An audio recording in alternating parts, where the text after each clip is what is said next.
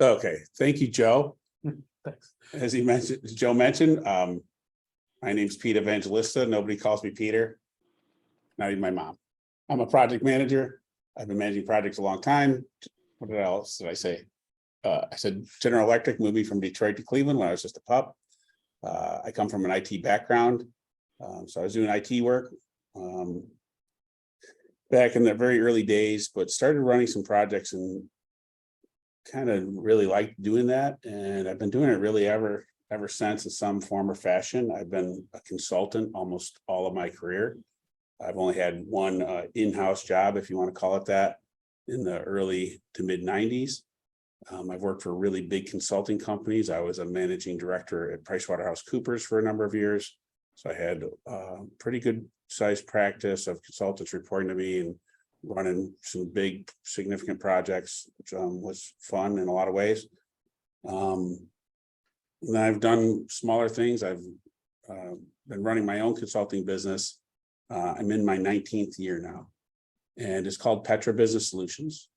That may confuse some of you because you're like, wait a second, aren't you? I've heard you talk through Peak with Peak Business Management, one of our education partners, and that's true. I do have an affiliation with them, and I do training through them. And some people say, wait a second, I know you were talking with the Rotor guys a month ago, and don't you do work through Rotor? And I'll be like, yeah, I work with them too. And then you'd be like, wait a second, I've seen your name with Baldwin Wallace. Yeah, I conduct training with Baldwin Wallace too, and then Kent State as well. So I do all of those things, but I have had my own consulting business for 19 years. So I move around. I work with whoever I find is interesting and will pay me well. My grandmother would have used probably a derogatory Italian term, call me a puttane, who's easy but not cheap, I guess. So anyway, I've had an opportunity to move around, work with a lot of different companies. I've worked with a lot of different project managers, setting up PMOs, conducting training and stuff like that. So I wanted to talk about estimating because I think that that's just an area that many of us struggle, and sometimes we're a little bit hesitant, maybe not super confident about how we're doing our project estimates. So what I'm trying to do tonight is provide you some of my perspective, and I call these realities. You could probably debate them. Another thing I probably should mention is I come from a really big family, so I'm used to being interrupted. Like, feel free. Joe said use the chat. The chat's fine. I got the chat window open. I'll try to keep my eye on it.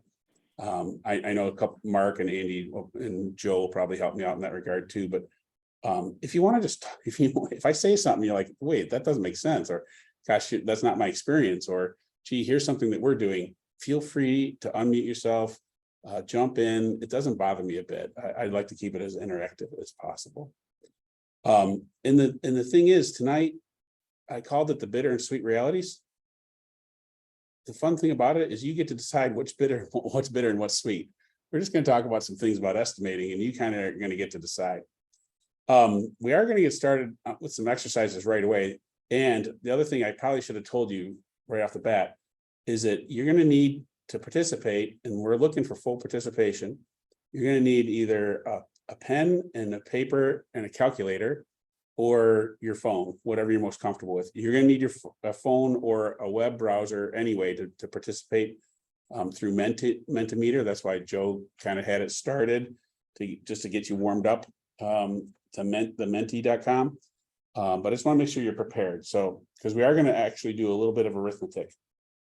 The first thing I'd ask you to do is just write down or enter in your phone your prediction of the exact time down to the second that I'm going to end my presentation.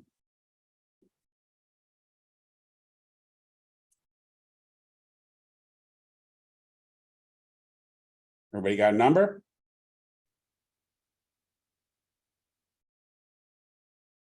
Okay, well, let's get started. Here's our agenda. What are we're going to talk about? First, we're going to talk about what are project estimates. So I want to hear from you what your experience with estimates are. And again, we can be as candid and frank, I think, with each other as possible. And then once we have some idea about what project estimates are, we're going to get to reality number one. Reality number one, I said, learning has a cost. Reality number two, I said, being both accurate and precise is challenging. And we'll talk about why that is, why that's true. Reality number three, you're not helpless. And the reason I say it this way is because I work with a lot of different project managers, and I get kind of really sick of listening to some of them act like they're the victim. Like, oh, I'm starting this project and I have to put in and get these estimates together. I'm like, yeah, of course you do. It's your job. You're the project manager. But you're not helpless. There's a lot of things that are right around you that can help you improve your estimating. And we're going to talk about some of those techniques tonight. Reality number four, the best estimates are an understanding. And I'll talk a little bit more about what I mean by that, because that's kind of the root of what I want to get at tonight in the next however many minutes. I don't want to give you the answer. Right? What's reality number five, Joe? Estimating stops when the work is done. So we're going to talk a little bit about continuous estimating. I'm going to bring in a concept that's I really kind of steal from the SAFE thought process of progress increments. We're going to talk a little bit about that. So back in the old days, because I was running projects before the Agile Manifesto was written, as Joe was, we used to just call it rolling wave estimating, but we're going to talk a little bit about that too. And then we'll wrap up. All right, so first thing, let's talk about what is a project estimate. Stop right there. So what I'm going to ask you to do is, let's get started with Menti, just so we get that, make sure again that we're comfortable. Some of you participated.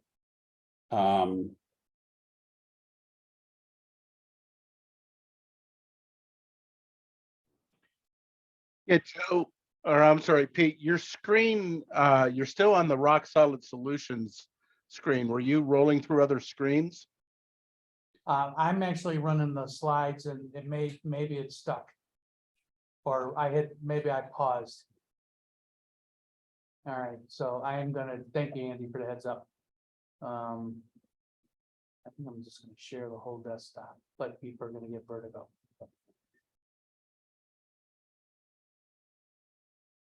Stop the share. Stop. And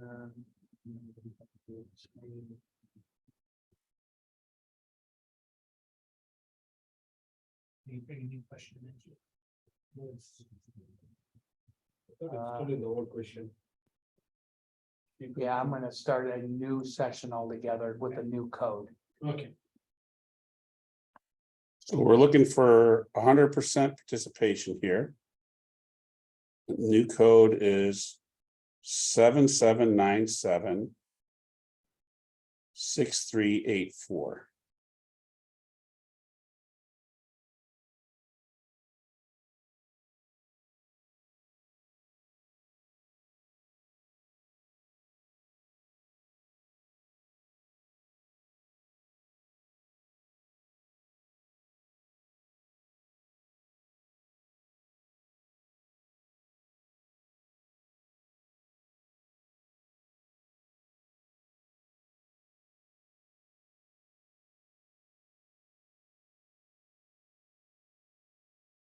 So those of you on your mobile device, you're gonna see a hand with a calculator in it, and then you'll have to scroll to see the question.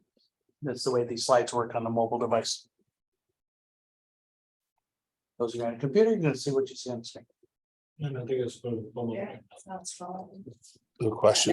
Just looks like thumb. Yeah, because I Thumb haven't, up. Okay. yeah, I haven't advanced, so. He I hasn't will in a started it second. quite yet. Yeah, it's gonna look like that for now. All right, I see 9 people on. I want to give it another minute for people to join if they're electing to. And make sure they click the thumbs up arrow. Oh, yeah, please click the thumbs up on your phone so I know you see there. There you go. Now they're coming in. Yeah, because we're all the way there, but nobody hit the thumbs up. I just might do the same thing. Because I'm a thumbs up move. There you go. Yeah. I'm in there now. Andy and Mark, do you need to copy the number in the chat, or maybe you already have? They, Already yeah, have. Okay, thank you. You're ahead of me. Good. How many are in the chat? we have 23 people altogether online. Okay, 16 on the thumbs up, right? 16, right? 14. 14, okay. And just so everyone knows, you type in menti.com, menti.com, and then should bring up a little box for your code. 7797-6384, and then I'll should be moving you through, and then you can hit your little thumbs up there.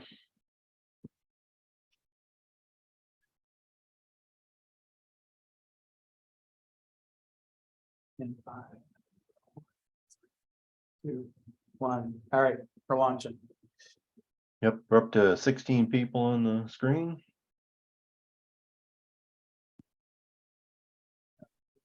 Okay, so project estimates are only a guess, nothing more. And you get to pick your answer. I fully agree, I somewhat agree, I somewhat disagree, or I fully disagree.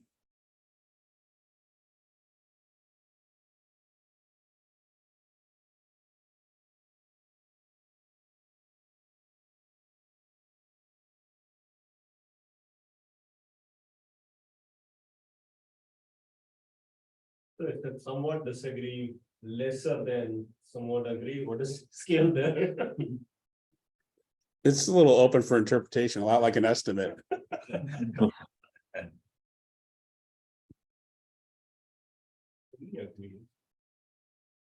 All right, so I think you got 17 there, so. All right, so we're all kind of right in the middle.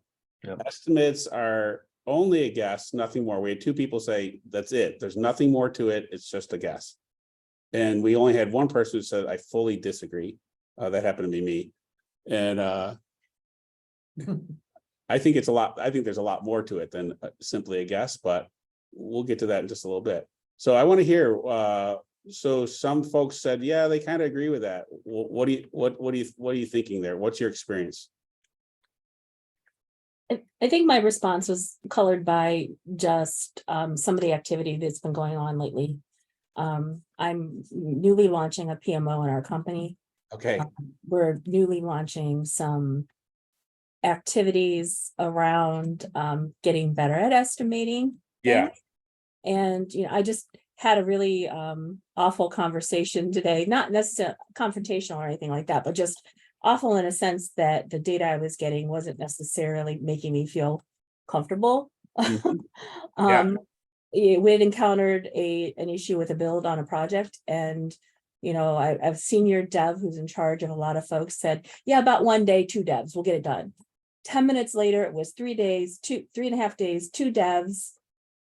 I'm like, what happened in 10 minutes? Because I didn't hear anything else, any other discussion. It was still the same issue, yeah, but it increased 300%. yeah. So it is kind of a guess, but there must have been something going on there, right? In that senior dev's mind. Would you agree, Patty? I would, but I honestly would have liked to understood what it was, and he just couldn't give me, he couldn't give me and he couldn't verbalize for me what had changed so dramatically in that period of time. So now in my head, I'm looking at all these other projects I have in the pipeline, and I'm thinking, do I trust or distrust every other estimate he's ever given me? Yeah, yeah. It's a great point, right? So it is there. So your answer was, yeah, it's a guess. I somewhat agree with that. It's just a guess, not a lot more. The only thing that I want to kind of highlight is there was something going on in that senior developer's head that happened in those 10 minutes. So what I find a little curious is that you said there was no other discussion. So I was kind of expecting that you guys are talking about it. They were the senior dev is explaining what's going on in his head around the work, imagining the work. And then we were discussing other things. We weren't discussing the thing that he had just estimated. So yeah, his mind must have been very busy. Yeah, okay. I'm going to talk a little bit more about that. I'd like to come back to that if we could. Sure. Yeah, there is a comment in the chat about it's an educated guess, should be more educated and less guess.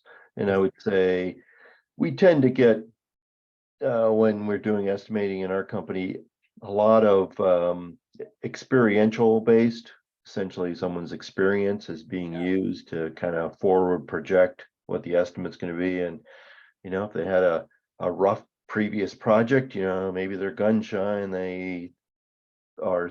they're influenced by events, and probably in a lot of cases, significant negative events Yes, of a higher influence on you than, like, one of the previous projects we estimated came in fine, life is good, we moved on, right? No big deal, and we just went about our business. But then the next one is, it took us, twice as long to get everything done. It was a hassle, we missed things, blah, blah, blah. So that's why I say I somewhat agree, it's more of a guess, because people being influenced by their past experience and then providing information based on that. okay, good. Excellent, thank you, Mark. Yeah, and so I asked you a really quite a loaded question, didn't I? I said project estimates. I didn't ask you about what type of estimate it was, right? It was hey, Pete's walking in the hallway and he says, hey, Joe, how long is it going to take for us to get that presentation together? Right? Or, hey, Joe, how long is it going to take for us to implement a new claim system? Right? Those would be very different questions, wouldn't they? And if Joe has a hot cup of coffee in his hand and he's late for a meeting and he just tells me, I don't know, about a year, right? That's one thing. If I ask Joe to say, let's talk about how long is it going to take for us to send out the email with this presentation and the PDU codes this weekend, right? And I tell Joe to take an hour and think about it and tell me all about it. He's going to come back with a very different estimate, isn't he? Absolutely. I mean, I asked you an extremely loaded question. But in both cases, either case, there's some guessing involved. There is still some guess. I agree. There is, but I wouldn't say the reason I put I fully disagree is that I don't agree with the nothing more part. It is a guess, and it really kind of depends on the type of estimate too, right? So I get to use my most common erudite, profound consulting answer of it depends, right? There's a lot of variability in here. Let's keep moving, and I want to explain a little bit more about what I'm talking about. Let's go to the next question.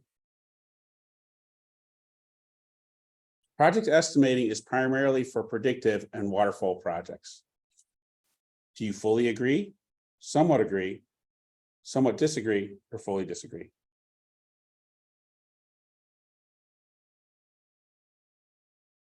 I know we have some folks who work on different types of projects.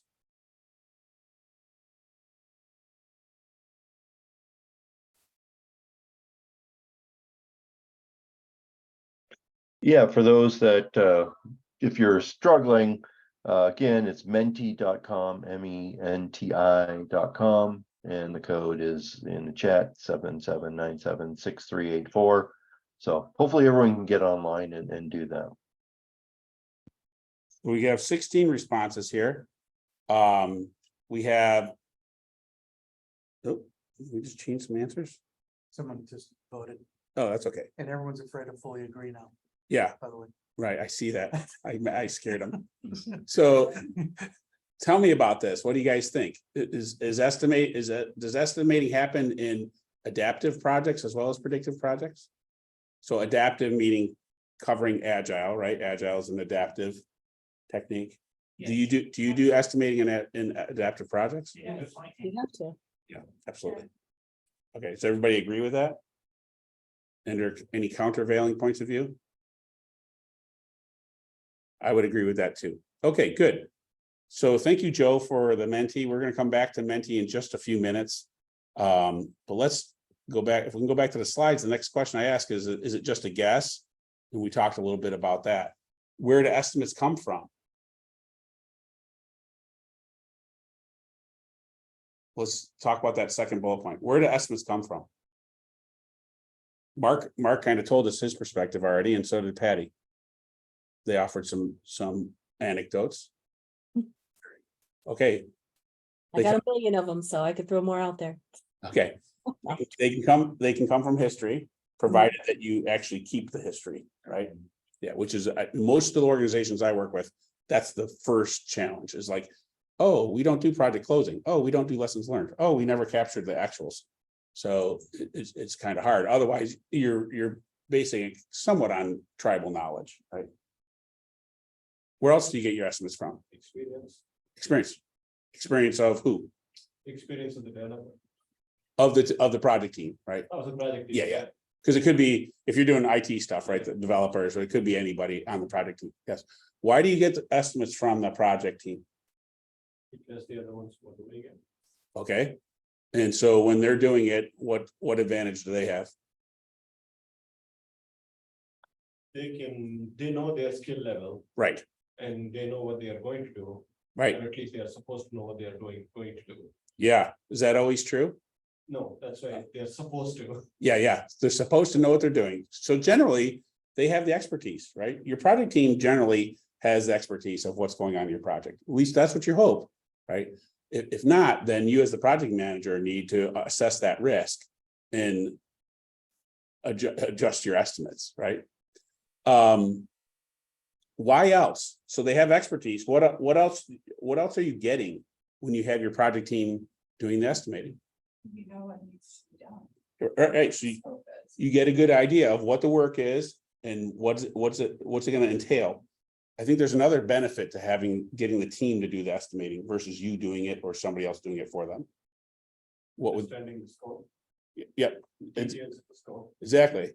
So they're going to know what the work is. They're going to have a very good understanding of that. The other thing that I think is really important to have the team do the estimating is then you get buy-in, right? I mean, think about how much do you like being told when to have something done by versus you having some input to it, right? So again, I mean, maybe that was so obvious. Oh, another, I think I didn't tell you about myself is one of my ground rules whenever I'm teaching, presenting, I only ask easy questions. So maybe I'm not trying to trick you is all I'm trying to say. So if you think that's the right answer, it probably is, just shout it out. Okay, so what exactly are we estimating on projects? What kinds of things? Cost, effort. Cost, effort, Sources. resources. I'm sorry, and what was it? Time? Yeah, so duration, we'll make sure that we understand when we're estimating effort, when are we estimating duration? And if we apply resources to that, does it boil down to a roll up to a cost? Very good. Next question that I have here on the slide.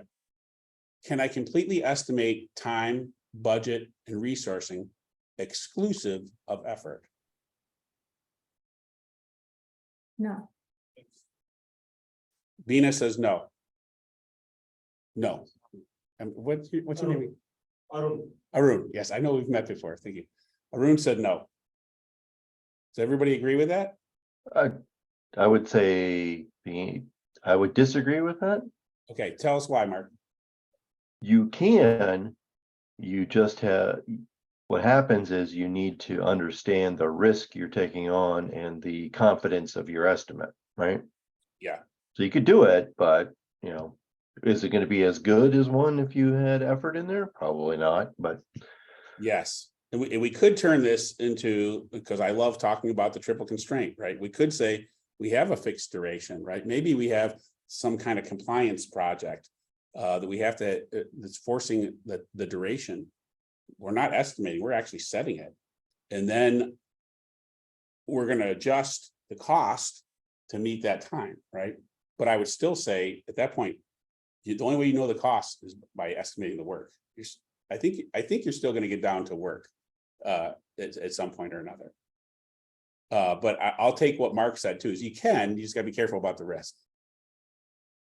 Okay, good. Let's go on to the next slide, please, Joe.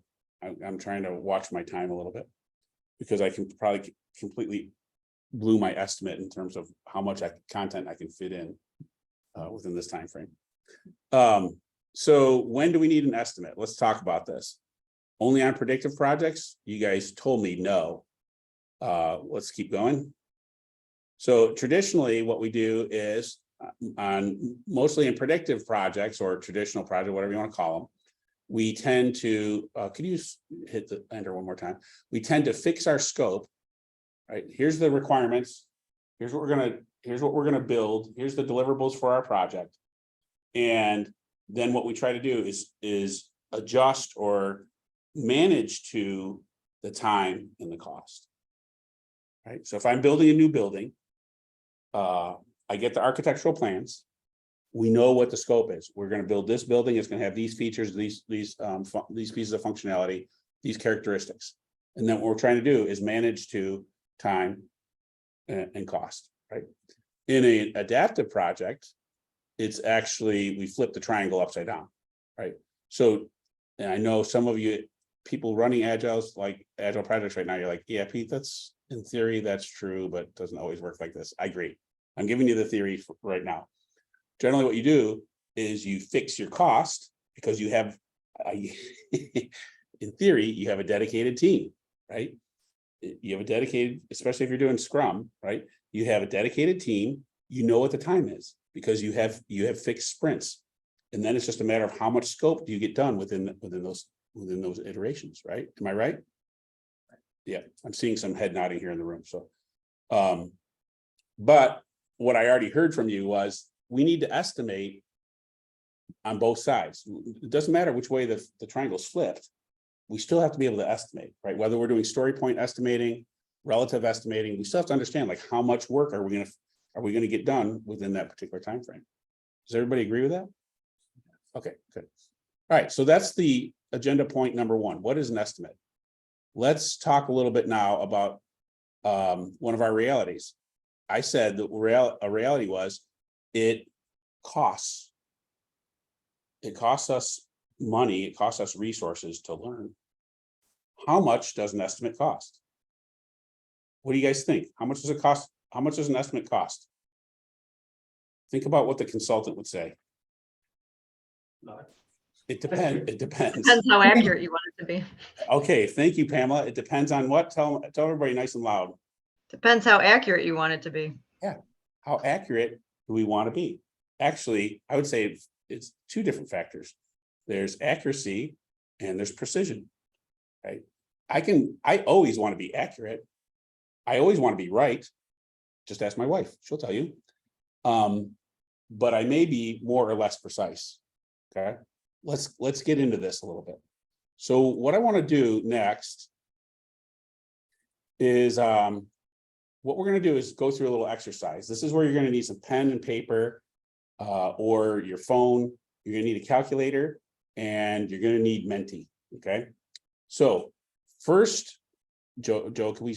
The first thing that we're going to do is I'm going to have you do a little exercise. This is M&Ms in a jar, and I'm going to ask you, everybody here on, you're going to have to watch my camera for just a second. If those of you on Zoom, and those of you in the room, please estimate to the nearest 100. Okay, the nearest 100, the number of M&Ms in this mason jar. Do we have to turn the lights on? Can you guys see that okay?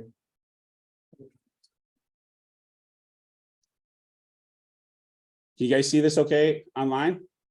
We cannot see it online, so. It's a standard quart mason jar, Yeah. Yeah. Hey, wide mouth.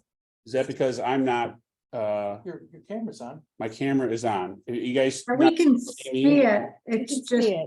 that, it's not the presentation, we see it with your picture. It is. You're gonna have to look at me on the video. There we go.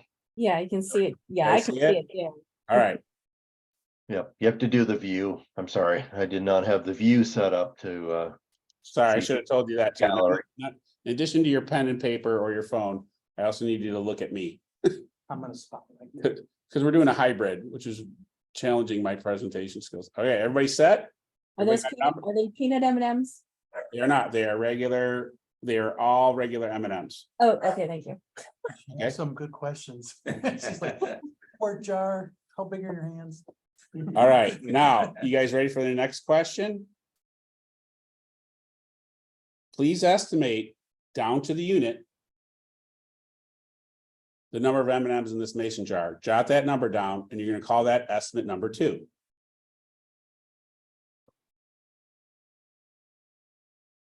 So you should have 2 numbers now. Estimate number 1, which should end in 00, because you're rounding to the nearest 100. And then down to the unit, the number of M&Ms in this jar. Don't take it around. Sorry, Don't turn it around. don't spin it. Yeah. He wants it even. Yeah, I'm about ready to stop having you look at it. Okay, everybody, so now everybody has 2 numbers, right? Estimate number 1, estimate number 2. Okay, now let's go to Menti, please. Joe? You guys in the room, can you see okay with the lights on like this?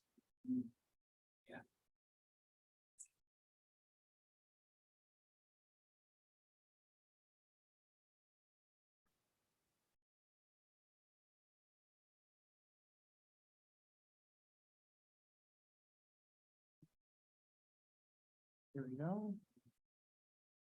Which estimate is more accurate? Estimate number 1 or estimate number 2?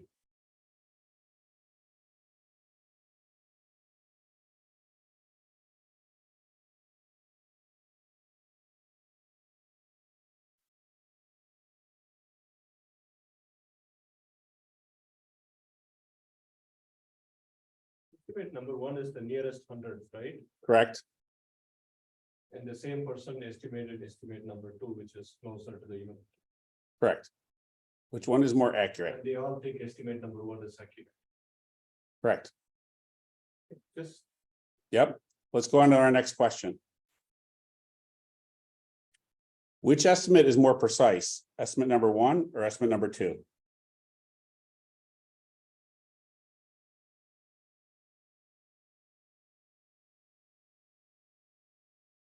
So I said I only ask easy questions. The other thing I forgot to tell you about myself is that I'm not fair, because I didn't tell you what the definitions of accuracy or precision were yet, right? So that was totally not fair question. But that's just who I am. All right, so now let's go. Thank you, Joe. So we got that. Everybody thinks estimate, most people thought estimate number 2 is more precise and estimate number 1 is more accurate.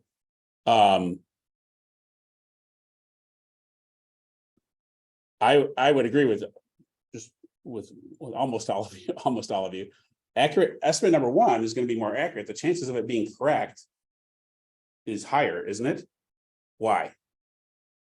You have a broad variable option. You have a broad range for variance. Absolutely. I tend to disagree there. Okay, tell us why, Aaron. Okay, so you're saying that estimate number 1 is, in my case, I put 400 there. Just Yeah. to put a number there. Yes, And then you asked me to the down to the unit. yes, Okay, now I have 400, between 400 and 500, I have to figure out a percentage point or whatever. Throw in another number there, which is more accurate or more closer to the one I think it is supposed to be. So in my view, if it is between 400 and 500, I put 400, which is like closer to the number I think in my estimation view. And the second round, I put it for 15, which is closer to the actual number, which is probably going to be the exact number that I think it's going to be. So my estimate is tending to be more precise and accurate with 415 rather than 400. so maybe I should have started with, again, I wasn't fair. Maybe I should have started with some definitions. So accuracy, according to dictionary.com, says is basically being correct or being right. And so your chances of being right with a broader range is a lot higher than it is on a narrower range, isn't it? Your chance of being right, being accurate. Okay, Yeah, does that sound okay? I still, I mean, it's all a guess at this point in time with respect. It is all a guess. You're right. So my number is more likely to be accurate when I put in a precise number in there rather than put 400 or 500. Yeah, let's keep going. I think hopefully this will play out for you. Okay, so which estimate do you think is more accurate? You guys said estimate number 1. Keep going, Joe, please. Which one is more precise? We think at estimate number 2. So now let's continue on for just a second. Now I'm going to give you the answer. What I need you to do is calculate variance number 1. Variance number 1 is going to be the hundreds actual minus your estimate. Your estimate number 1. It may be positive, it may be negative, it may be 0. Everybody ready for that hundreds actual? Hundreds actual is 737. Excuse me. I'm sorry. Actually, hundreds actual is 700. 700. Okay, so now I need you to do a little more arithmetic. So you got your variance number 1, right? I also would like you to calculate variance percent number 1. Variance percent number 1 is your variance number 1 divided by hundreds actual, which is 700 times 100. And the little asterisk there says drop the negative sign. If it's negative, that's fine. I just want to know kind of what the spread of your estimate is.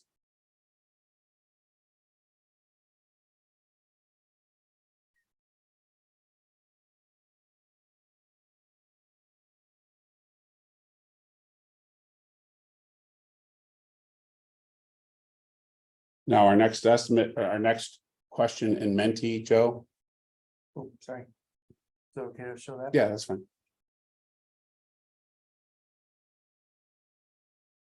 Everybody has their variance percent number 1, is that right? Please answer the question. Which range does your variance percent number 1 fall into?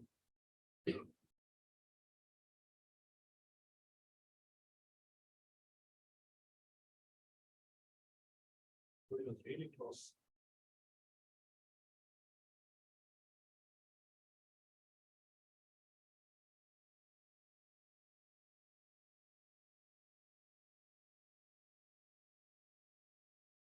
Okay. Is that everybody? We got 12 people in so far.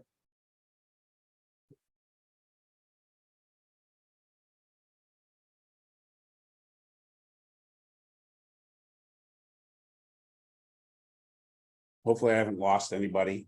I thought we had 16. Somebody's lost interest, or maybe dinner was more interesting. Well, we have 23 people or connections online, so. Now there might be some people that are using their phone to actually watch the presentation, so, Okay. you know. All right, well, let's keep moving. Well, I know I didn't answer, so I'm probably one of them. Yep. So Joe, can we go back to the slides again? Sorry, I know you're flipping back and forth. You're Okay. doing a great job, by the way. I'm trying. Okay, so the value of variance percent, number 1, we had that, took a snapshot of that. Now, let's move on. Variance number 2 is the units actual minus your estimate number 2. And it may be positive, negative, or 0.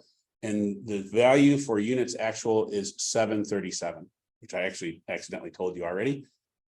So take 737, subtract your estimate.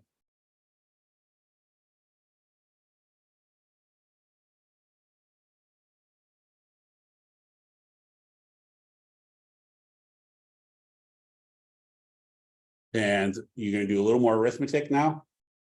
Let's calculate variance percent number 2, which is your variance number 2 divided by units actual, which is 737 times 100. The footnote is drop the negative sign if you have it. We just want the absolute value.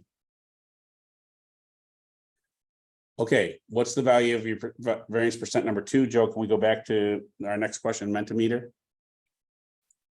Actually, can you hold there for just a second? Changing their vote.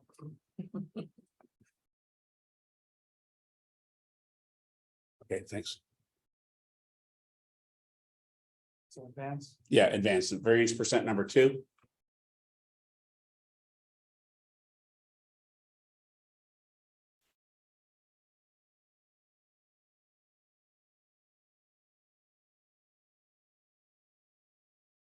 Okay.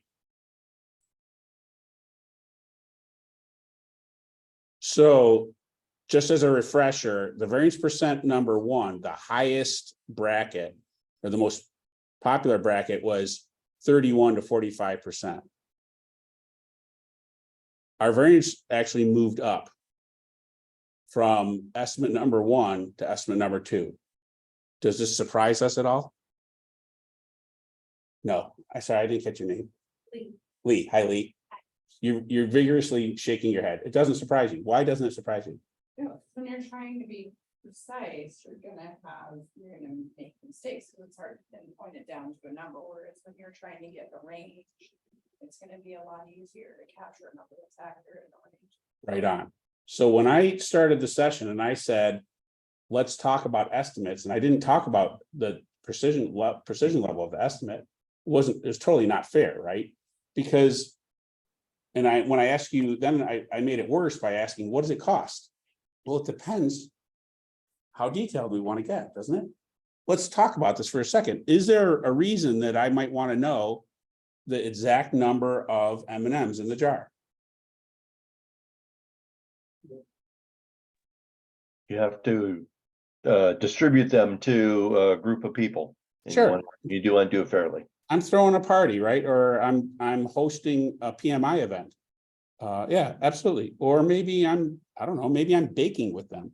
I'm probably not counting them. I'm probably doing it by weight or volume, but yeah, there's reasons to have a more precise estimate, aren't there? Yep.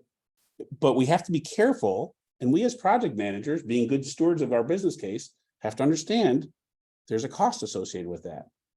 It may make sense for us to spend more time getting a more detailed estimate. All right, so let's say that we need to increase the accuracy. So this is now I'm looking at the bolded section at the bottom of this slide. Let's say we need to increase the accuracy of estimate number two. We want to reduce the variance percentage. Oh, shoot, I forgot to get a screenshot. Well, we'll get it next time we go back to Menti, right? While maintaining the same amount of precision down to the unit. What should we do? I want a more accurate estimate. I'm not happy that we jumped up, our variance jumped up from estimate one to estimate two. More time. Okay, so you wanted me to hold the jar while you actually started doing some estimating. You were kind of looking, grouping them by maybe by 5s or 10s Yep. layers, right? Mhm. Okay, so take more time. Okay, good. What else could we do? Yeah, more data. Look at somebody else's jar of M&Ms, Yeah, absolutely. historical. Right. Look at a historical jar of M&Ms. Very good. Let's continue on just for fun, just to keep the fun rolling. I want to talk a little bit about the benefit of decomposition. So here's our next exercise. You guys ready for this next one? Please estimate to the unit, and you're gonna have to look at me again, to the unit, the number of M&Ms in this second mason jar, and jot this number down. Call this estimate number one. Or excuse me, estimate number three, beg your pardon. Can you guys see this okay? Now, Joe, could you advance for just a second? This time, feel free to ask me any questions, and I may or may not answer them because I told you I'm not fair, right? How many M&Ms are there? Yeah, I'm not answering that question. Good try, Aaron. Hey, can you put the other jar up next to it? I can, Mark, but you have to tell me why you want to know. Why you want me to do that? Because I would use some type of gauging on certain height in a jar equals 737, this height, and do some type of proportion. Okay, all right, that sounds good. I'll go ahead and do that. So these, yep. What other questions do you have for me?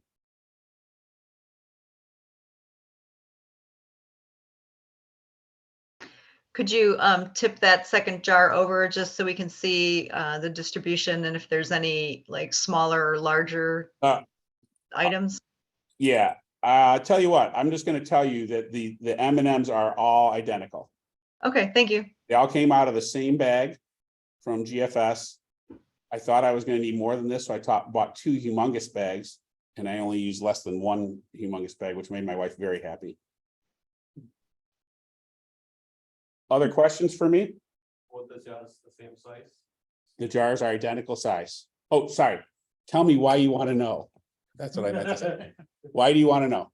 So I can make a guesstimate on whether I can use the height as a parameter for calculation. Okay, very good. Yes, they are exactly identical. They are quart jars. Then I'm gonna get exact estimate. Even with that. Any other questions? Everybody have an estimate number 3? I was gonna ask about the markers on. the Oh, okay. jars. Tell me, Why do I wanna know? tell me why you want to know, Joe. I'm happy to It'll talk about the give me- markers. Yeah, cause what I can do is with the original jar, thank you for asking for that. I can see where the marker is on that jar, and then with the smaller amount jar. I can take that marker and do division multiplication to get to a number. Okay, so there, it's very difficult to see. So this mark right here is 24 ounces. Right there. This mark right here is 8 ounces. Is that what you want to know? Yes. Good. All right, now let's keep moving. Yeah, nope, not millimeter yet. Everybody has their number written down, right? Yeah, everybody has estimate number 3. We're going to calculate our variance number 3. Variance number 3 is unit actual number 2, which happens to be 223 minus your estimate. Number 3.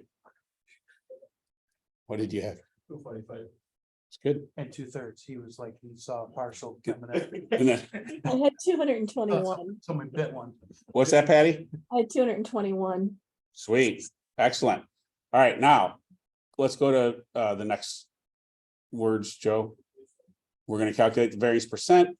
Your variance percent, now you guys are getting the hang of this, is your variance number 3 divided by unit actual 2, which is 223 times 100.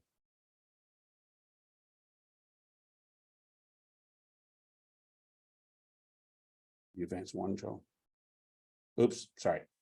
Now, everybody has their variance percent number 3. We're going to go back to Menti now. And before you go anywhere, Joe, let me take a screenshot of this. I meant to do that.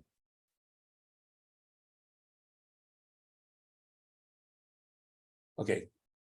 What's the value of your variance percent number 3?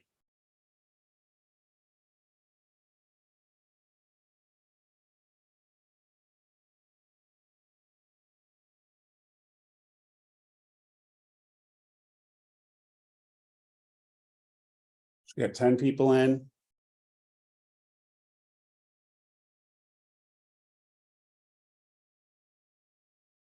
Well, people in. Really well.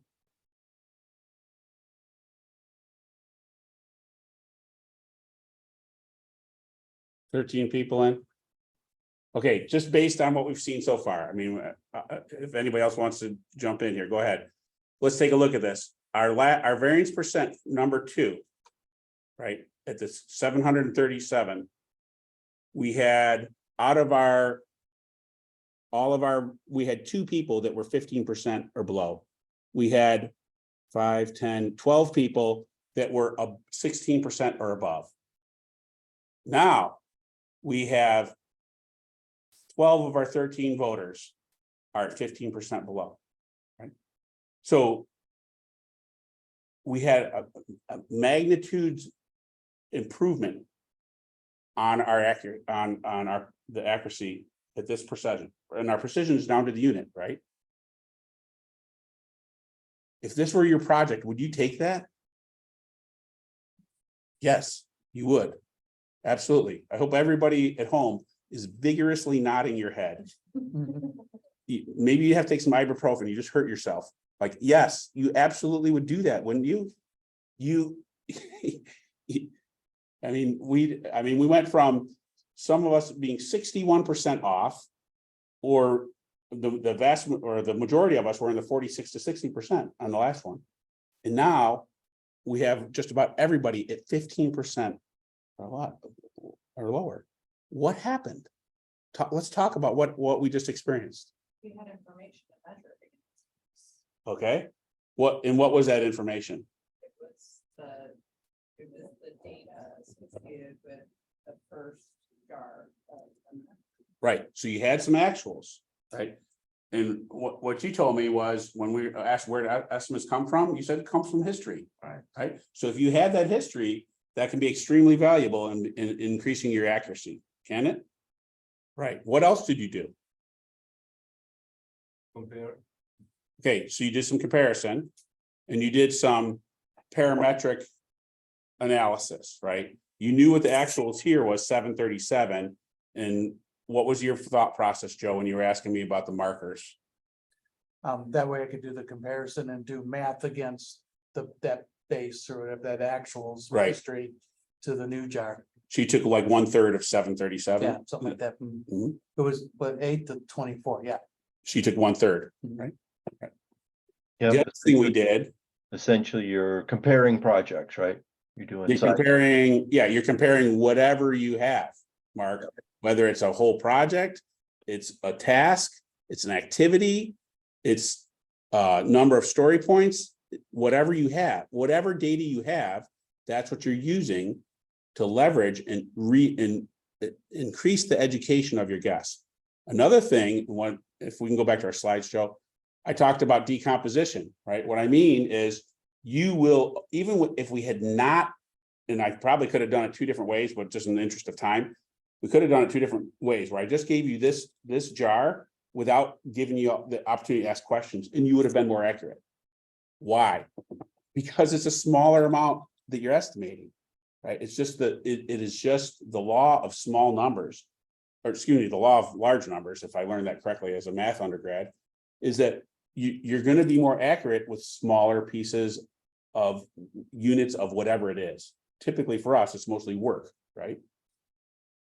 You're just the very first line of defense that I always go to when I'm working with teams to estimate is decompose the work into more detail. If we want to get more accurate at a certain precision level, or we want to maintain our accuracy and get more precise, continue to decompose the work. You know, when your executives are sitting in a conference room in October planning out your project for next year, and they're like, we think it's this, it's 3 people for 4 months, right? That ROM estimate, we know, is not accurate at all, right? It's only by decomposing the work into smaller and smaller chunks are you going to get more accurate. That's why, Patty, I was hoping what you were going to tell me was that your developer was actually talking more about the work and starting to break it down into smaller chunks, and that's why the number went up, but that wasn't the case. He may have been talking, but just inside his head. Well, developers do that. I know they do. Okay, so let's, anything else? I want to, before I move on, I want to allow you to chime in with anything else you witnessed or experienced in this exercise. I'm hoping that you're like, gosh, that is so simple. And it really is. This is the reality. It is simple, but we don't do it all. We don't take the time to do it on our projects. We freak out about, oh my gosh, I'm going to be wrong. Well, yeah, of course you're going to be wrong. It's an estimate, but it's just a matter of degree, right? One of the things I always tell my project sponsor when we're going through our planning review, so I show them all the project plan, like, hey, here's what we created. We took your project objective, we broke it down in deliverables. Oh yeah, remember you helped us do that. And you came up with the acceptance criteria for that. It was wonderful. And then we worked with the project team. We came up with all these tests. We call, as if it's a predictive thing. I came up with all this work breakdown structure. Otherwise, I went off and did a bunch of, some rough story, some carding, and, either way, it doesn't matter. I came up with the work, we came up with the work, and then I had the team go and estimate it, right? And we boiled it back together into this project plan. We identified the dependencies and we looked at the risks and we put in some contingency, and here it is. And the sponsor is usually like, that is really cool. And I'm like, I know. but there's one thing I want you to know about this project plan at this point. And they're like, Pete, after all that, what could you possibly need me to know about this project plan? I said, the thing I need you to know is it's wrong. We just don't know how wrong it is yet. Right now, I can make it more right if we take more time and we do more analysis and we come up with, you give me all the way to an approved design. We're going to be pretty accurate in what it takes to execute that thing. But when you stop me in the hallway and say, hey, what's it take to get this thing done? The range is going to be pretty wide, right? I'm not accounting for the cost of that precision. Am I making sense to everybody? I have a question on that. So when you break down these projects into smaller tasks or smaller units, what does a unit mean to you? I don't care. I don't mean to be flip, Arun. No. All I'm saying is it could be, it depends on the project, right? Sometimes I'm estimating effort down to hours. If I'm estimating in story points, right? I kind of don't care. It really depends on the project. Am I making sense at all? Yes. There's a question underneath your question. I know No, that. it's in the sense like I'm just trying to see, I mean, I'm talking in terms of us primarily because that's what I'm used to. But we try to break it down. At least it should be less than 40 hours to have a decent accurate estimate. The breakdown structure should not be more than 40 hours. It should be around 40. And that's what the PMBOKer would tell you, right? They'll use the 440 rule, right? Or they use the 880 rule. I always use the 440 rule, right? Because I don't want to wait more than a week to find out somebody hasn't started on a piece of work. Yeah, so we tend to be closer to the 40 when we break it down, and that's where we are more comfortable with it. But so I was just curious on what you also talked about breaking it down so that you'll have a better estimate what that breakdown. Yeah, so it depends, right? I'll start there, right? Because as a consultant, that's what I get paid to say all the time. It depends. But most of my project plans, if you were to look through them, you would not see tasks in there bigger than a week in duration. But that's more kind of a function of I incorporate re-estimating with every status update, right? I always want people to tell me what's left. And I don't want to wait. If I give you a month-long task, I don't want to wait until 3.5 weeks to find out you didn't start on it. Right. So it's a lot harder to BS me on a week-long task than it is on a month-long task. So that's generally why I do it that way. But you think about it depends also on where you are in the life cycle of the project. So you're talking about IT projects, right? We just had a conversion. It was only in the dev environment, so it wasn't that big of a deal, but just 2 days ago, right? Well, even our playbook there, because we're rehearsing for the higher environments, is those tasks are down to the minute, right? We knew we're going to take the system down at this time. We put up the redirect page. We shut down these services. The DBA takes a backup. Bing, bing, bing, bing. It's down to the minute, right? Whereas at the beginning of the project, we're like, hey, let's go gather some requirements, right? And let's do some requirements gathering sessions. Okay, well, we'll do 4 of those over the next week. And it's very so it's very contextual. It's hard to say. But did I answer your question at all? Yes. Okay, or did I just blab for another 5 minutes? Okay, Joe, let's keep going. Unless anybody has anything else that they want to talk about.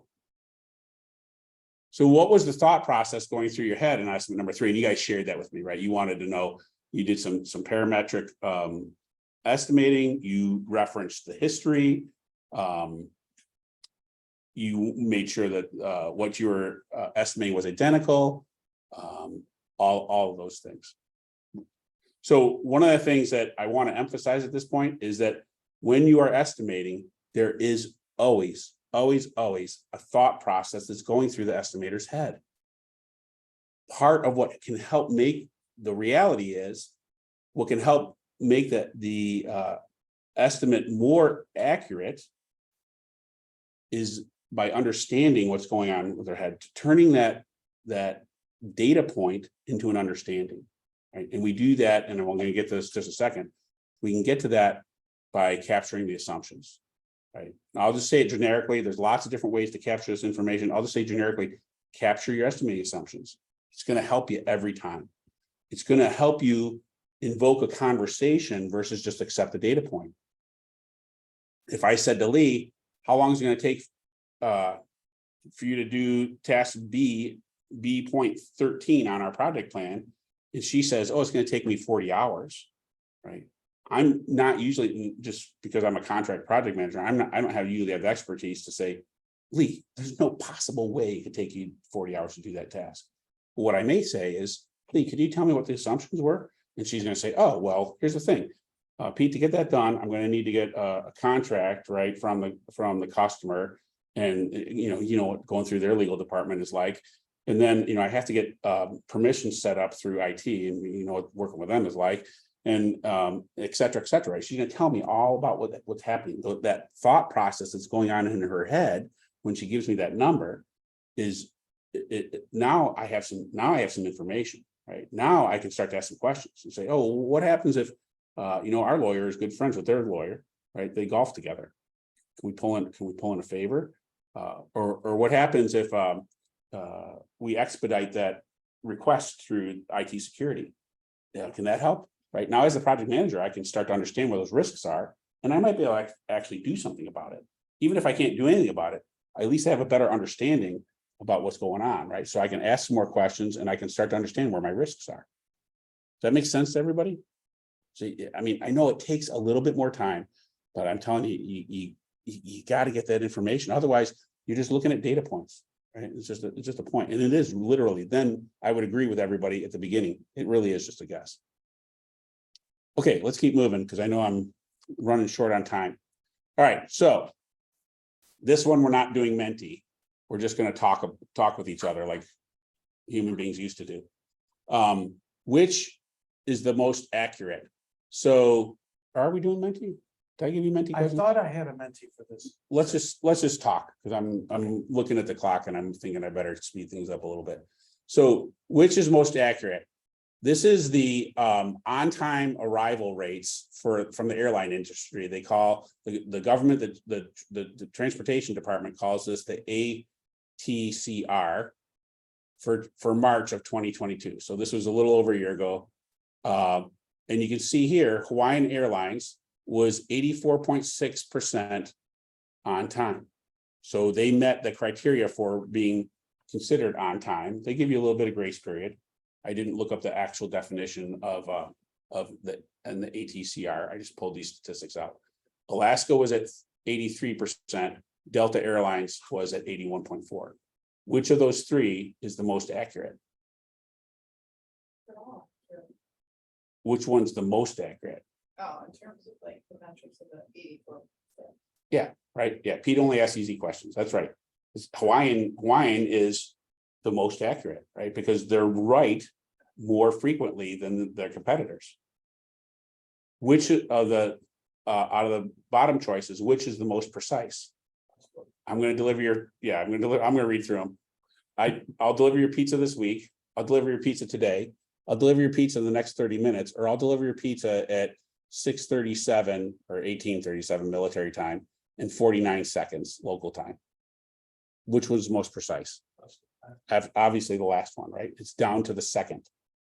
Now, is there a time what would it take for me to deliver your pizza at 6:37 p.m. in 49 seconds? Yeah. Yeah. Let me rephrase. I agree with everything he's saying. Let me rephrase my question a little bit. Is it more expensive or less expensive for me to be that precise? Way more expensive, wouldn't it? Is there ever a time when I might want to pay a lot more money for my delivery to come in at that time? Probably not, right? Maybe I'm trying to time it right after the Super Bowl show ends, right? So all my guests get their pizza right after that's a spectacular Super Bowl show or something like that. But for the most part, I don't really need that, right? And then would I be willing to pay for a delivery a pizza just anytime this week? No. I would say it depends, right? Now, maybe my tastes are different than yours, if it's cheap enough, right? If you say, hey, I'll deliver a supreme pizza, extra large pizza for $2.50 to your door sometime this week, I'll get up at 3:30 in the morning for that, right? I would. Yeah, The two of us would. the yeah. two heavy Italian guys are over here looking at me like, what's the problem with that? Yeah, I would do that. So I'm trying to emphasize here in kind of a quick way is that there is times when we as project leaders, right, and as project managers may want to spend more time, to spend more energy to get a more precise estimate. We have to work with our business partners, whoever's paying us to do the project, to understand when that's appropriate, right? Because it's not always appropriate. It's not always necessary. Sometimes you can go with a swag estimate and a wide range, a very imprecise estimate. Sometimes I only need to know the M&Ms down to the 100. Sometimes I need to know down to the unit, right? Okay, let's keep moving. So a more precise estimate requires what? I said more information. What else does it require? More time. Keep going. See, Arun already knew. What else does it require? More cost. Yes, because anytime I'm taking more time and paying people to do more work, my cost is going to go up. More effort and more money, right? So just understand that if we need to get precise, and there are legitimate business reasons to be more precise, just understand it doesn't come for free. And then a more precise estimate may provide what? Less risk. Maybe. Usually. I was hesitant to go say anything absolute here, right? I've been around the block. I got a nice graphic coming up, Joe, right there. So just Pete, just as an example, like Yeah. why would you want to be more precise? So let's say a manufacturing plant that runs 24/7 and they've got a window for downtime, say, 2 weeks in the summer or something where they shut down to do some work, maintenance work, and they need you to hit that window. Absolutely. That's a great example, Mark. One of my clients, one of my long-term clients is in the automotive industry. And we run into this dilemma all the time where we're trying to be agile and adaptive, and yet the auto industry is extremely predictive, right? They know, like my son-in-law programs robotics. He knows exactly the day because he just finished the programming on it. They just finished acceptance testing the robotic programming for forget what it was, the 2025 Buick Elantra, or all EV. I forget what the model was, but he knows exactly that day. So I agree with you. There's circumstances where you need to know where it pays to be extremely accurate, right? Excuse me. Yes, we're to be accurate at extreme precision. To your point, Mark. Yeah, good. All right, let's talk a little bit about some estimating theory. I'm going to go through some of this stuff pretty quickly because I know we have a bunch of PMPs here in attendance, and you know this stuff because you had to know it to pass the exam. So we know that there's different types of project estimates, right? There's analogous estimates, top down, and it looks like something like, well, we did this project like this last year. It took 4 people 3 months to complete, right? We could do parametric estimating. It takes us 5 hours to set up a new PC. We have 1,000 PCs to set up, so we think it's 5,000 hours of work. That's a parametric estimate. That works great when the work is uniform, right, and fairly repeatable. This was actually in an actual example. I know we're going to UH next month. That was actually an example when we were building the Seidman Cancer Hospital. We had just a little over 1,000 PCs to set up. And I didn't know, and I had about 3.5 weeks from the time that the construction guys said they were going to be done and stop dorking around in the ceilings with tile dust falling all over everything, and the time we were going to conduct mock operations. I had to know how long it was going to take or how much effort it was going to take to set up 1,000 PCs. And we found out by doing a little time study on average, to go down to the dock, pick it up, unpackage it, take it to the room where we commandeered as our where we did the imaging, we did staging and the imaging, thank you. Did our imaging, unpackage it, do the imaging, which varied by department, get it all set. Sometimes they were mounted on carts, whatever, put it, and then had to take it to wherever it was going, set it up, connect it to the network, do the cabling, blah, blah, blah.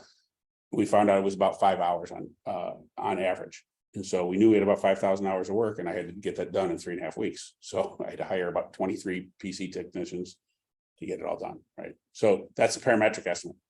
A task level estimate is a bottom-up estimate.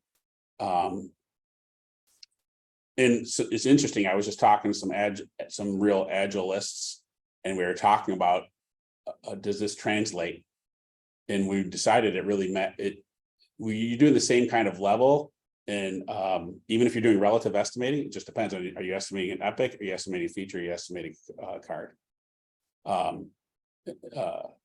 So we can talk more about that maybe offline. Somebody wants to take that up, but the bottom up estimate, which I found out, someone called me out on this a couple of years ago. It's like, Pete, do you realize you always say bottoms up estimates? I didn't realize that. Yeah, it's a bottom up estimate. Bottoms up estimate is what you want to do after you're done estimating, right? At this phase of the project, estimate, the work details, blah, blah, blah, down to the specific hours, costs, number of days, weeks, etc. Right. That's when we have a full-blown work breakdown structure that we know is going to change, but we're rolling that up and coming up with our estimate. Okay, let's just talk very, very briefly about the advantages and disadvantages of each of these. The pros for an analogous estimate, also known as top down. It's quick, it's inexpensive, right? It's, hey Joe, how long did this take you in the hallway when he's getting a cup of coffee? The cons is it's not always accurate. In fact, it's rarely accurate.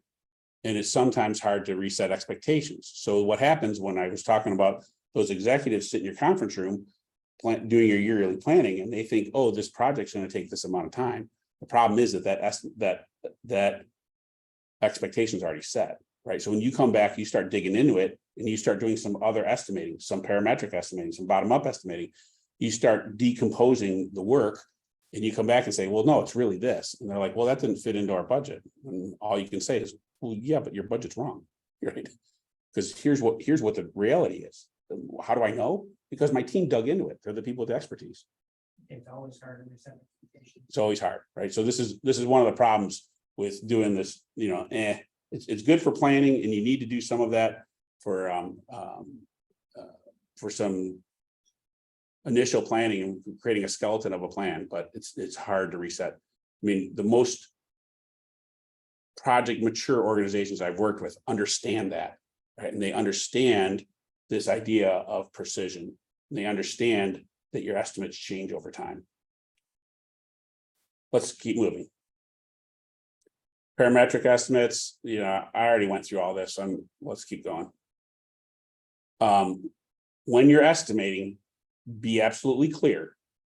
Are you estimating effort? When you're estimating work, are you estimating effort? Or are you estimating duration? Right, there's a difference between these two things, right? So you can see in my example here, 40 hours divided by 2 people is 20 hours of duration, right? It's 40 hours of work, 2 people doing it, 20 hours. It usually goes the other way around, right? Where you have people who are assigned to your project that are less than dedicated, right? So I have Arun working on my project 20% of the time. He's got a 40-hour task. It's going to take more math than I want to do this late at night. 5 weeks. Yeah, it's going to take 5 weeks. Thank you, Joe. Right, that's duration. Everybody clear about that? Okay. I think everybody gets that. So I think we can move on. Stop me if I'm going too fast. The bottom up estimate, we use our work breakdown structure. Again, this is not, I know I'm going to get in trouble with the agile purists. This isn't necessarily anti-agile. If you believe it, right? You think about your boards, right? You're breaking down your epics, you're breaking down your features, you're breaking down your cards. You're doing actually the exact same thing. Or in theory, I mean, the same idea, I should say, not the same thing. You do them by phase, you do them by function. I don't really care. It's just a matter of picking it apart a little bit more so you can, divide and conquer. Okay, let's keep moving, Joe, please. So how low do we go when we're creating our work breakdown structure? Part of it depends, right, on the experience of your resources, identifying and estimating the work, and the experience of the resources doing the work, because sometimes those are different. I always ask the question, that bottom bullet point is where I always go to. What level am I going to be managing this work? That determines how detailed I have to get. If I'm left to my own devices, right? Now, we may be time pressure, maybe forcing us to have a less precise estimate. But if we're figuring things out for realsies, I'm getting down to the details of the project, I'm going to ask myself that question, how low we need to go. Let me give you a quick analogy to just drive home this point. I have a grandson who just turned 6, right? A couple years ago, we would go out in a public, he's getting better at it now. We would go out in a public place, just even last year, we go in a public place. He's like, Pops, I need to go potty. I'm like, okay. So I take him into the restroom, right? He doesn't have gobs of experience, and I have to manage this work at a detailed level. Stand here, let's pull down your pant, let's undress a little, don't touch anything. I have to manage the work at a very low level of detail, right? When 10 years from now, when he's 16, I full well expect I'm not going to need to manage the work to that level, right? So the same is true with my project plans. The level of detail in my plan, and the level of detail I sometimes have to get down to estimate, is dependent upon the level that I'm going to manage the work. If I have an outside contractor who's just going to, give us, we have a deliverable coming in on the 30th of July. That's all I need to know. I don't have any more detail. Am I making sense to everybody? Okay. Let's keep moving. I am a huge advocate of the 3-point estimate. How long does it take to drive to the airport? Let's just go through this exercise quickly. I know I'm quickly running out of time. I have about 8 more minutes, right? Let's just ask this question. Everybody, again, take out your notes or jot this down. How long does it take to drive to the airport from your home, or the airport that you use? And I just want you to give me a gut feel. What's the most likely? And then give me best case. And then give me worst case.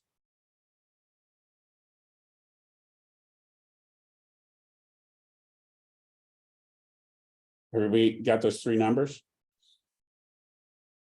In the room here, anybody want to tell me their numbers? 30, 20, best case is 20, gut feel is 30, and worst case is 45. Okay, why the difference? Best case is no traffic on the road. Okay. Notice I'm asking him for his estimating assumptions. No traffic on the road. I mean, gut feel is like most likely I've gone there so many times, so I know what is most likely to happen, depending on the time. And he's going at 4:30 in the morning when the roads are pretty clear, right? And the drunks are gone. Yeah, the drunks are gone, and there's no rush hour traffic yet. Yes. The road work is still on. Yes, right, exactly. No, So the reason I tell you that, I know all of you who have looked at the PMBOK, this idea of 3-point estimates, the PERT calculation and all that. It's good stuff. Sometimes out in practice, we don't follow that. I would urge you, actually do this, right? Now, again, in the conversation, because I work with a lot of agile projects, somebody said, well, we don't need that. We do planning poker. And I'm like, it's the same thing. They're like, no, it's not. I said, it absolutely is. I said, you pick a number, right? And they said, yeah. And I said, it's between 2 other numbers, right? One's on the outside. It's not going to be that big. And then you got one on the inside that says it's not going to be that small. And then you pick the number in between. Aren't you doing the exact same thing? And they're like, oh yeah, I guess we are. I'm like, you're doing the same thing. Yeah, but here's the power of this, I think, is just getting people to asking them the question to think through like what the work is by giving a number, best case, worst case. They're thinking through that. They're and all I'm doing is I'm asking for their assumptions. Tell me what your thought process is in capturing that assumption. So I'm, again, the reality there is I'm turning that data point into an understanding. I'm starting to understand now what it takes to get to the airport from your house, right?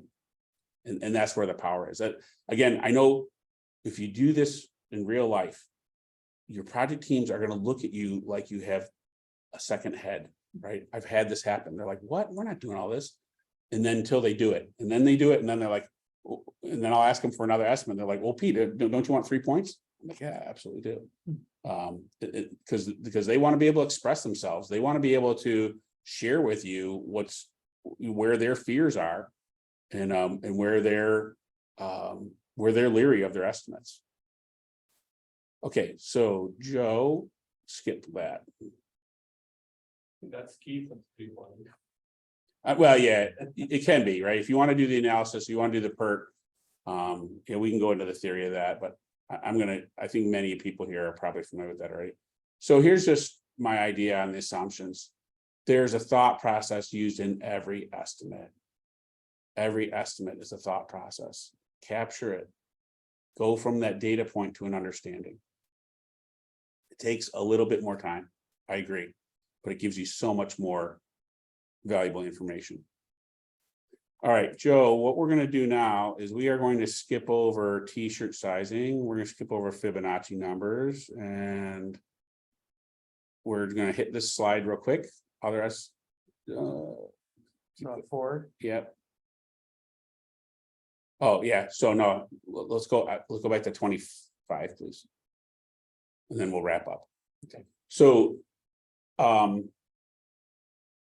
once you come up with your estimates, right, then you actually have to do some project scheduling or some sprint planning or what have you.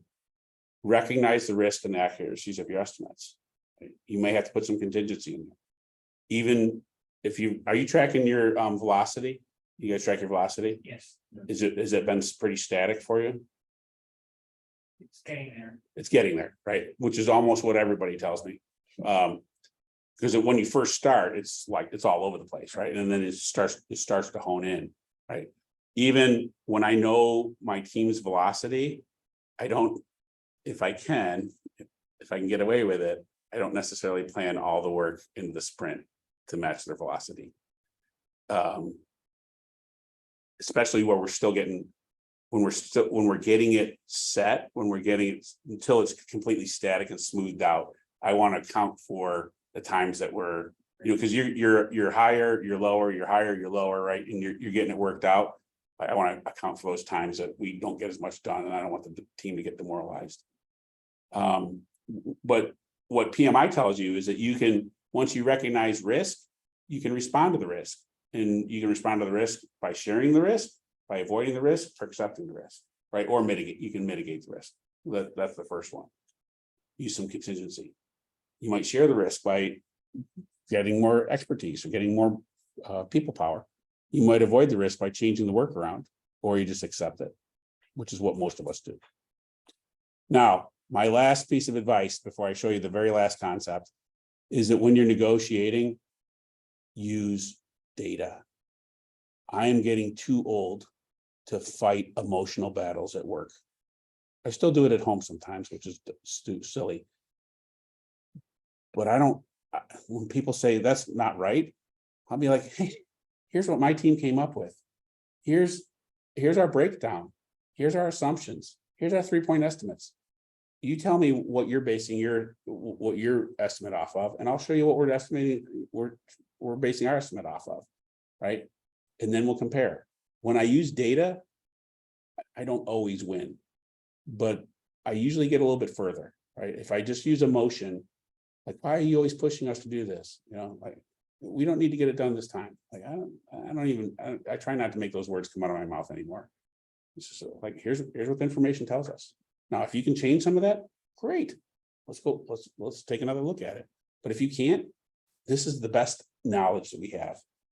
We have a project team. They're in place for a reason. They're going to do the work. This is what we think it is.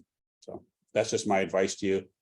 Just stick to the data and keep pulling that data. Keep that those assumptions are, yeah, they're not hardcore, but they're better than nothing. They're better than just a thumb in the air and a single data point. Now, the last thing I want to share with you, and this is a bit whacked, so just bear with me. The slide is going to freak you out for just a second. But let's go ahead, Joe. What I'm trying to show here is what I call the cone of uncertainty. And what that says is, as time goes on, as we gather more information, as we come up on our knowledge curve, as we gain more knowledge throughout the project, our estimates get better, right? We know more about the work. And so typically, I associate estimate types with different places that we are in the project life cycle, especially when the project's just getting started. So you can see here, I have an idea, I have an opportunity, I have a lower risk commitment, meaning, hey, we're going to take on this project, but it's all internal, it's internally funded, no customer exposure, so things like that. This was actually from one of my clients. I cleaned it up a little bit so that they're not recognizable, but this is actually what we're working on right now. And Joe, can you hit the next slide there? So what we did is we decided we wanted to associate different types of estimates, a SWAG, which everybody knows stands for some wild ass guess, right? A SWAG, which is just a ROM range, which means a rough order of magnitude, like 100, it's in hundreds of percents. A t-shirt size, which we said in this case, and you can negotiate in your own organization, we said it's plus or minus 80%. A medium size estimate, or a medium level of detail, plus or minus 50, and then a detailed estimate, which is plus or minus 20%. Notice I don't get down to dead on until I'm done with the project, right? My actuals are the only estimates that are dead on. Right. And so I know that this is a concept that a lot of organizations struggle with, is that when we first come up with the idea and you just give me the hey Joe in the hallway, I can only expect it to be within hundreds of percents of accuracy because I haven't put any precision into it yet. All right, and then the last one, I know this one's a work in progress. I'm actually working on this. I call this the iterative cone of uncertainty. So when you think about releases of product, or if you're doing, and I actually, I'm trying to use a concept that they talk about in SAFE, right? In the scaled agile framework of a progress increment. And basically what I'm trying to show you here is that within each increment, whether that's a set or a series of sprints within, or if you call them releases, that you can start to get more precise leading up to that progress increment. So you notice in the coloring there, the green, the orange cone to the far left, we're trying to groom our cards for sprints 1 through X. And then you can see in the next progress increment in the orange, in the middle, you have sprints 1 through X. And then while we're doing that, we're grooming our cards for the next set of sprints, right? Which is X plus 1 through Y, right? I try to keep it extremely generic. And I know this might not make gobs of sense to everybody, but the idea here is that don't think that at the beginning of the project, you can estimate the whole thing necessarily. If you're working on very large projects or projects that are going on for a long time. I think Agile lends itself very well to this, the idea of we're going to come up with a minimum viable product. We're going to have business increments on top of that. And we can continue to groom our estimates with more precision as we go. We might just start with t-shirt sizing, right? And then we might actually get down to groomed cards where we know the exact numbers, a qualified number of story points. That's the way, again, this is just one of my clients. We're working through this right now. We're actually trying to implement this concept. So anyway, what I'm trying to tell you here, or one of the realities I told you on my agenda was, you don't stop estimating until the project's done, until the work's all done, right? So you're always, what's left? How much do we know about it? What else can we do to understand it better? I've taken all my time. In fact, I'm over my time. I appreciate you hanging in here with me. If you said if your estimate was 7:34 and a few seconds, you were right on. Anybody have 7:34? My final estimate was 735, which I just came up now. Yeah, right, exactly. Perfect. That's exactly right, Arun. Well done. Yeah. So again, I do that as I try to do that just as a silly exercise to say, look, without any information, you don't really know, right? And getting it down to the second is not going to happen. But is there before everybody leaves, is there other questions or things you guys want to talk about? Oh, I didn't check the chat. And I do have a slide to close, but. I'll Okay. Let the questions go first. So any questions for Pete? Did I tire y'all out? No, I do have a question for you, Pete. So you talked about the the kind of the rule of thumb guess as you're walking down the hall. Hey, Joe, how long is this going to take?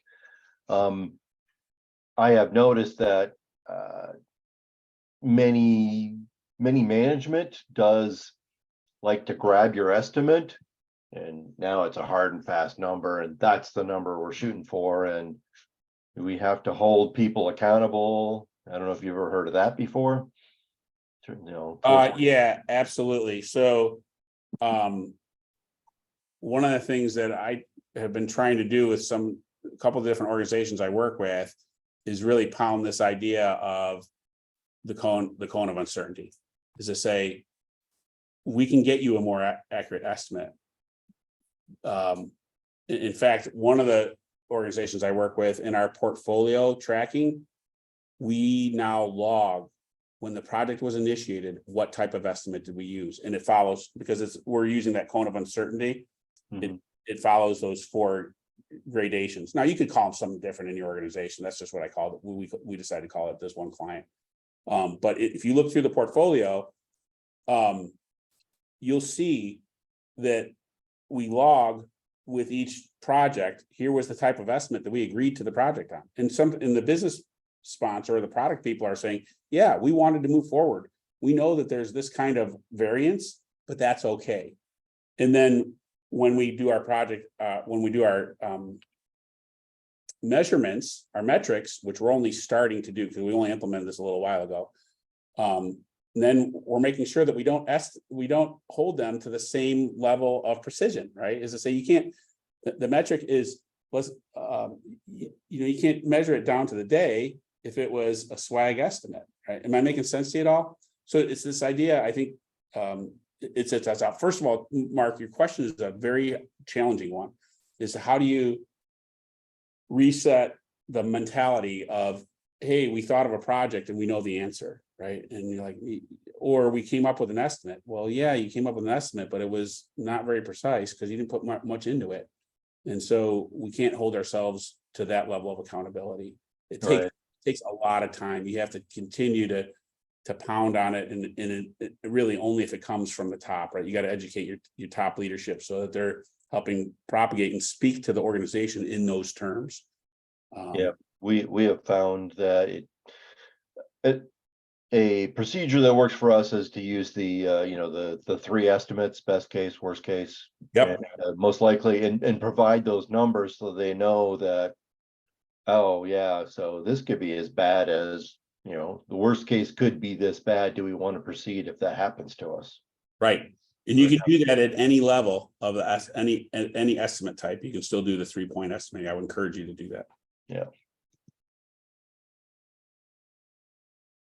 Any other questions from anybody else?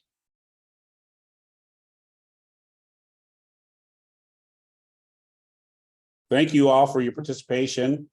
Maybe we'll make this into a half-day seminar or webinar or whatever, and we'll do more on this if there's interest. So on the screen here is, and you'll get a copy of the slides, including this weekend. Hopefully this weekend or early next week, no later than that. And we've recorded this meeting, so you'll get a copy. You'll have a link to the recording if you want to share with your coworkers or watch it again. The PDU claim code is really what you need. You just type it in when you submit, and it's only relevant if you have one of the PMI certifications. That is a C048. That's our chapter number. There's 147 chapters. We're chapter 48, something like that. Yeah, so you only need that. Now the rest of it will filled in for you. when you go submit it. Again, we'd love to see you at a future chapter meeting. We should have something on July 12th. Featuring university hospitals, hopefully get it on the calendar within the next week. We're gonna have the Guardians game on August 17th, so no education, just sit, drink some beverage and eat some food that's not good for you and watch a really good baseball game. September, the second Friday in September, I think we're gonna do a golf outing, likely in the Brecksville or Broadview Heights area, one of the Metro Park courses. And we're lining up September and October chapter meetings, much like this one, and November, the first Thursday in November, International Project Management Day. If any of you have topics or things you think you or your organization can present, please, reply back to me, because we need topics, we need local stories, that would be awesome. And any feedback you have on these meetings, I'd love to hear from you as well. Any questions before we close? 2 items for you, Joe. Yes. One is volunteers. If anybody out there wants to participate in any of the various chapter or groups, that would be most appreciated. We can definitely use the help in all of the different activities that the chapter is doing. And then the second thing is, thank you, Pete. This was a great presentation. We appreciate it. Thanks. Thank you. All right.